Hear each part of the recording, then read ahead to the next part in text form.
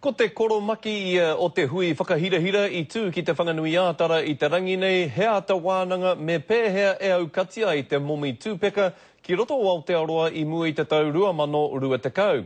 Ko te rōpū e hautū ana I tēnei take ko Smoke Free Coalition. Me te aha tērā nō hoki e tahi rōpū Māori e tino tautoko ana I te koromaki ara I te whāinga nui o te kaupapa nei. Mā te aha e haukoti I tēnei raru. Kai reira ētahi e tō ana I te kaupapa nei, e ngana ana ki te whakakore I te momi hikareti. It's a terrific opportunity to really lift the lid on the impact of tobacco on New Zealand and on Māori. E mōhiotia whānui tiana ngā āhuatanga kino o te kaipaipa.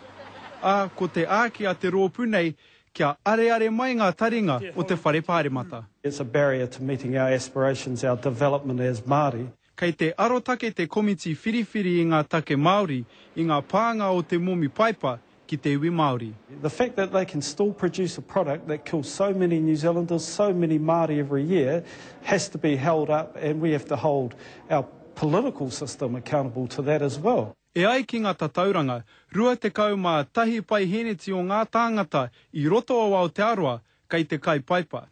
Engari he kino ake mo te Māori, neke atu I te whā te kaumā toru pai heneti. E 5,000 ngā tāngata ka mate I te kaipaipa I roto o Aotearoa I atau. O rātou, ono rau he Māori.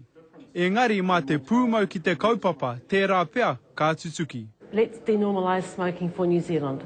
Let's make it the un-New Zealand, the non-Māori thing to do. I think if we put everyone together and we work collectively, that's definitely achievable. Me tai atu ngā tāpaitanga kōrero a te iwi ki te wharepāremata I mua I te paunga o te marama e tū mai nei. Ka tīmata ngā kōrero whānui mo tēnei take hei te marama I muri mai. He ta Gardner, te karere.